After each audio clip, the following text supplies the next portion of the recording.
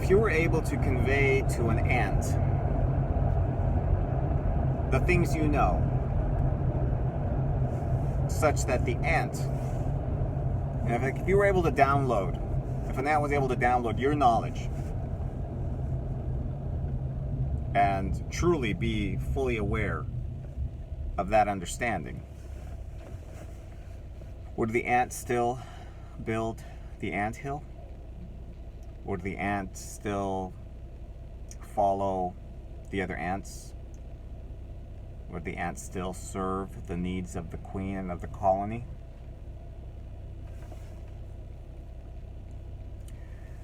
I don't think so.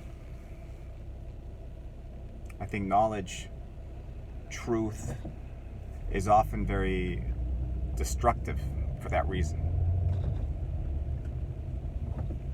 And it's a dilemma I'm constantly facing as a thinker, as a philosopher, as to whether or not there is even any good that can come out of me unraveling reality.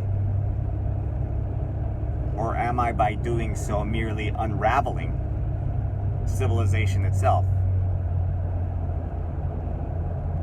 This is probably why any philosopher that reaches a place of prominence ultimately ends up getting shot down, destroyed, killed. And so I have the luxury of having hardly anybody listen to me. And so I can mouth off. I can mouth off with very little consequence to myself and to others and to the world. But what if people were paying attention?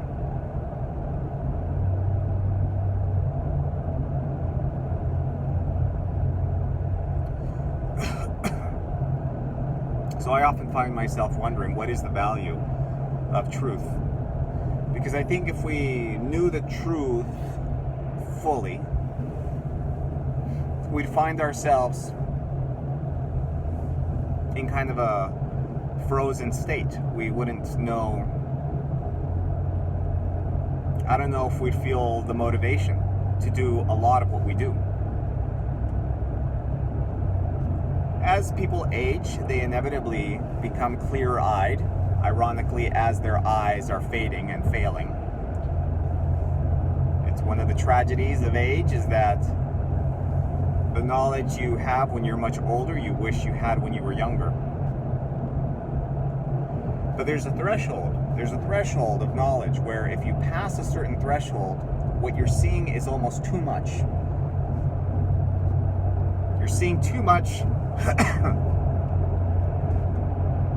to even function. And the key, I think, for a thriving civilization is to have a shared narrative, a shared story, a shared consciousness that has a fairly limited view of reality with its contours properly defined so that people's attention can be focused. And currently, in a world of diversity, like in the US, the only shared view we have is that of playing this game of preventing yourself from being homeless. We're playing the game of stay off the streets. Stay off the streets and get a nice home and work tirelessly so that you can pay those bills and keep yourself off the street.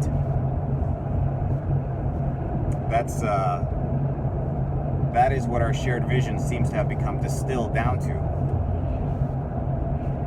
Now, Trump and this new sort of a pendulum swing is trying to bring about a shared vision of a nation, which I think is good. I think it's good for us to have a slightly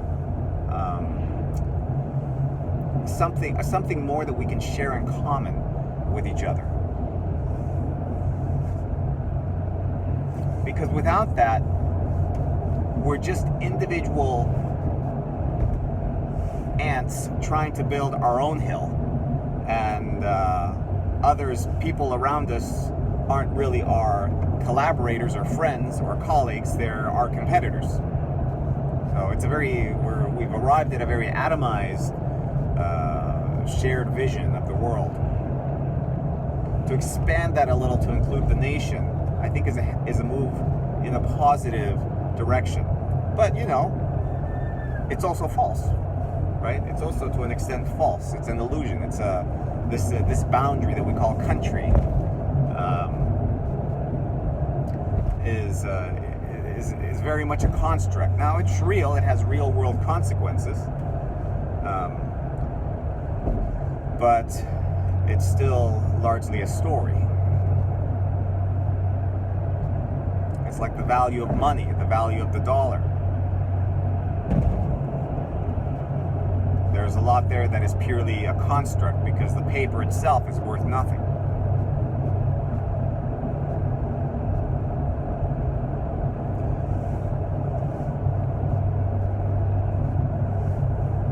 And so I wonder what good can a philosopher really bring to the world? I try to be careful with the things I say. Oftentimes find myself saying things that are not really useful, and I end up removing those videos, like right after posting them. Because these are just kind of stream of consciousness. I don't premeditate these, I let things come out. And it's only after maybe a day or two has passed that I realize, that's not helpful. That's not useful. And I get rid of it.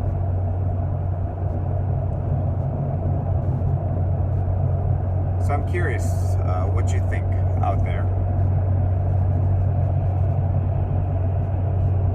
I'm increasingly becoming of the view that it's not the absolute truth that is what we should be pursuing.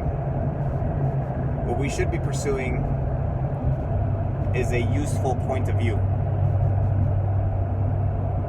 But that is ultimately much more valuable. What is the point of view that will lead to more prosperity for everyone? That will lead to more peace of mind and less suffering for everyone? Because frankly, I don't think it's truth. I don't think truth gets us there. I think absolute truth gets you to want to jump ship and become a hermit. I don't think truth gets us to something that is civilization friendly. Because in order for civilization to stay intact, to grow and to prosper, there are certain illusions that have to be put in place, and delusions, constructs, and a somewhat limited view. Like going back to my analogy of the ant and the anthill. In order for ants to prosper, each of those ants has to have a very narrow field of awareness. And its consciousness is therefore very limited to being able to fulfill that one task. And I think part of the reason we suffer as human beings so much in modernity is because our field of awareness is expanding and it's not lining up at all with what civilization really needs from us. We're starting to see our own civilization from the outside looking in, rather than in a state of involvement,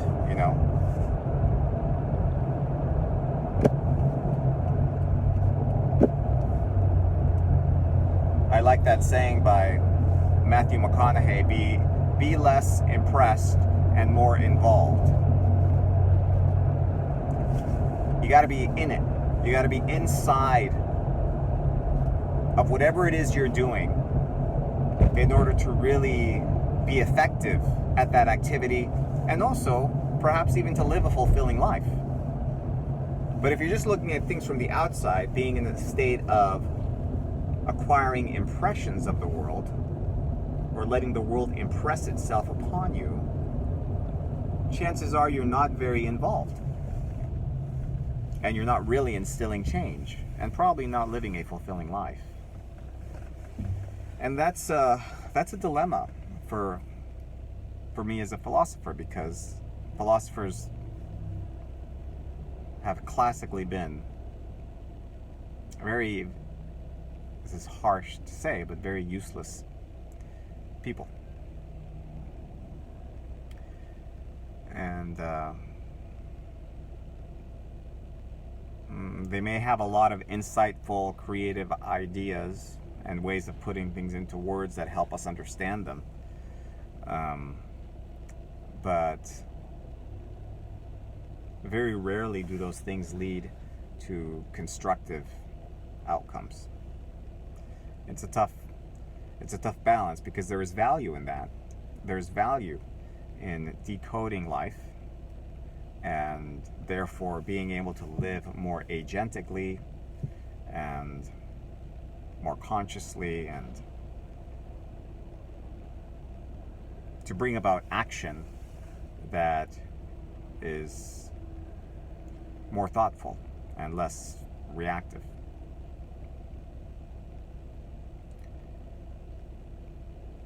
But there is a limit to how much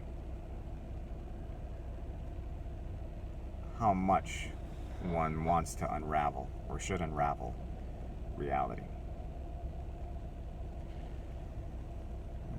That's my thought for the day. Let me know what you think.